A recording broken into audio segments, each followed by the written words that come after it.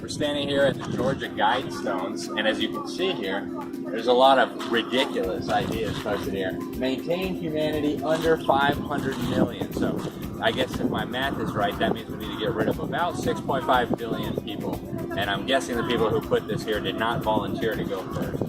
They also call for world courts, right? We can resolve our disputes in a world court. And it's all about reason. That sounds so nice. We all value reason. This is the kind of language that curriculum is used. This is the kind of language that people are not able. And when they say reason, they don't mean reason in the traditional sense, logic and proper thinking. They mean basically Satanism. So we can keep walking around here. You see here it's all in English. World government kills 6.5 billion people. There we have it in Russian.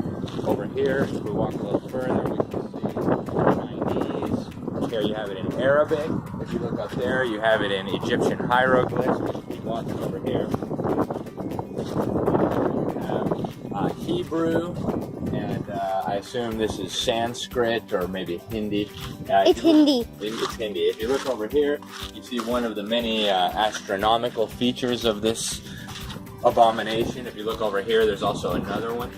So it actually tells you what happens. Over here you see these same horrors written in Swahili, and over here you see them in Spanish. So let's walk over here to the little sign that explains what's going on here. So over here you can see it says the story of the Georgia Guidestones began in June 1979 when a stranger identified as Mr. Christian, obviously a phony Christian, visited Joe Fendley Sr., president of the Elberton Granite Finishing Company, and indicated that he represented a group of loyal Americans, yeah right, loyal Americans who want a world court, living outside the state of Georgia, who wanted to build a monument focused on the theme of conservation. Mr. Christian, who had assumed this pseudonym because he was a obviously fake Christian, named Wyatt C. Martin, president of the Granite City Bank, as intermediary to hold funds for the project. He explaining that the Guidestone group, which wished to remain anonymous forever, had selected Georgia because of its excellent granite, mild climate, and the heritage of his great-grandmother as a native Georgian. Christian, quote-unquote, agreed to Martin's request to locate the monument in Elbert County if there were a suitable remote site for it, which they found on a hillside that is the highest point in Elberton County, on the farm of Mildred and Wayne Mullenix, north of Elberton on Highway 77. Fendley's company carved the 6-part monument from pyramid blue granite.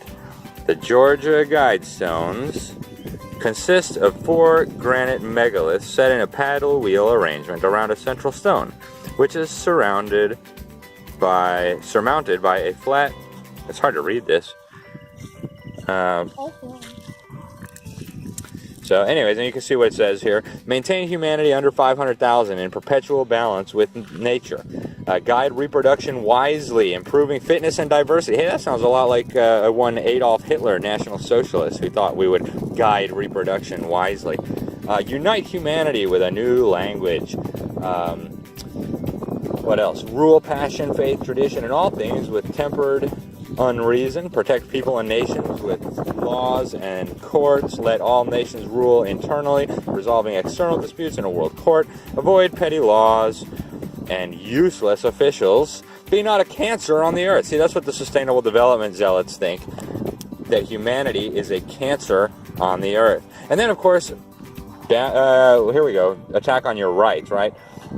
They say, balance personal rights with social duties, by which they mean restrict your freedom under the guise of social duties. Here we say, in addition to these conservation measures, the monument displays a number of astronomical features.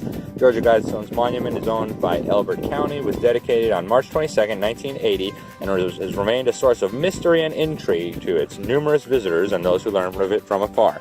So this monstrosity, actually when we arrived here, there was a group of Hindus admiring the monument, but let's see what else we find. There's one more thing. You can kind of see up there how tall this is. I would guess that these are maybe 20 feet tall. Ooh, a wasp nest on the side. And here you can see something about a time capsule. They tell you astronomic features. They've got a channel through stone, indicates the celestial pole. Horizontal slot indicates annual travel of the sun. Sunbeam through the capstone marks noontime throughout the year. The author was a fake Christian, RC Christian.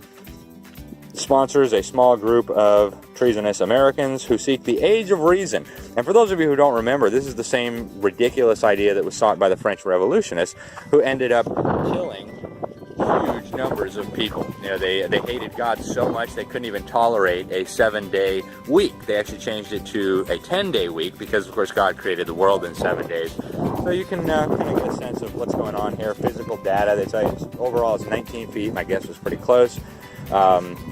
4 major stones are 16 feet, 4 inches. And what else you got here? You got the Guidestone languages. You can see what languages this is in.